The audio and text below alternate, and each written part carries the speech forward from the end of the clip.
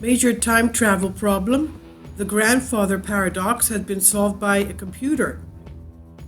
The grandfather paradox of time travel has been puzzling philosophers, quantum physicists, and novelists for years, and now there's an answer as Cathal O'Connor's reports. It's more than 120 years since H.G. Wells published The Time Machine, the novel that was to popularize the concept of time travel and lead to myriad stories on the theme. But it's only now that we have finally developed a plotline for time travel that makes logical sense, and it's been penned by a machine. The breakthrough involves the grandfather paradox, that favorite plaything of philosophers where somebody travels into the past and kills their own grandfather, preventing the existence of one of their parents and therefore their own. But the problem is, if the protagonist does not exist, then how can they go back in time to set off the chain of events in the first place? The paradox is often extended in various guises to regard any action that alters the past, such as Marty McFly avoiding the amorous attention of his mother Lorraine and ensuring she marries his father George in the movies Back to the Future. Meanwhile, physicists such as Stephen Hawking use the impossibility of such causal claims and chains, called in physics speak close time-like curves, to argue that traveling into the past must be impossible.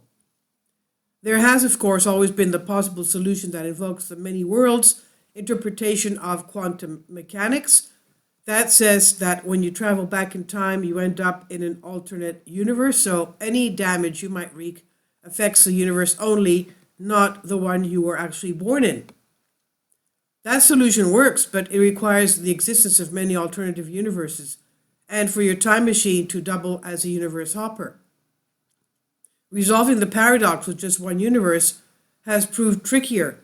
Now, Doran Friedman, computer scientist at the Interdisciplinary Center in Herzliya, Israel, has employed automated reasoning to tackle the problem, with his work published on the ARXIV, meaning it's yet to go under peer review.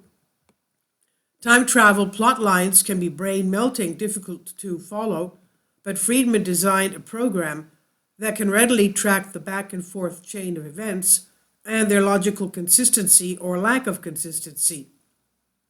He used a simplified version of the paradox, in which the protagonist goes back in time and kills his own father, and when Friedman ran this plot line through the program, it noticed the paradox by reporting a contradiction. Namely, that if the son travels back in time, killing his father, then how could the son have been conceived? And when Friedman requested a resolution to the contradiction, the algorithm worked through thousands of possible scenarios to find those that were logically consistent. In other words, where the murderer's son's actions don't rub him out of existence. There were many possible solutions, apparently, but in the paper, Friedman describes two of them. The first involves the son, let's call him Marty, becoming his own grandfather, and after going back in time and killing his father George, Marty then sires a child who later becomes his father, another George. It's a solution of sorts, yet it requires some radical causal gymnastics besides the unsavory entanglement of Marty and his own grandmother. The computer's second solution is more interesting. The snag is it only works if the father also has the ability to travel in time. The story goes like this. In 1954, Marty's father George travels forward in time 1 year to 1955. Then he impregnates Marty's mother, Lorraine, before immediately returning back to 1954, just as his future son, Marty, arrives to kill him. Because George's quick foray into the future allowed him to already conceive his son, the paradox disappears.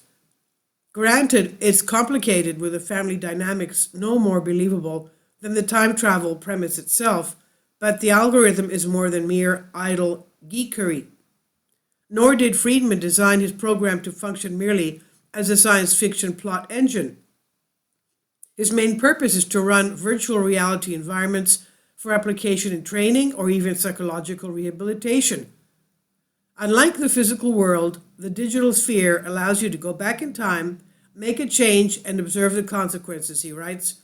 Every word processor has an undo function to roll back errant prose.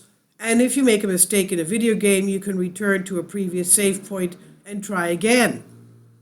Traveling forward and backward in virtual reality could help people track the consequences of decisions while being trained for a new job. Or it could help a person in psychological therapy deal with the ramifications of a traumatic experience. It's probably less helpful to working out disputes between fathers and sons. This is by Cathal O'Connell on Cosmos Magazine on Bended Reality. Please leave your comments and thank you for your support. Kindly support my Patreon account. The daily posts are 5 videos daily, and they are totally different from what I have on my YouTube channel. Thank you so much for your support and that you find all my content so interesting. You'll find the Patreon account details in the description box below.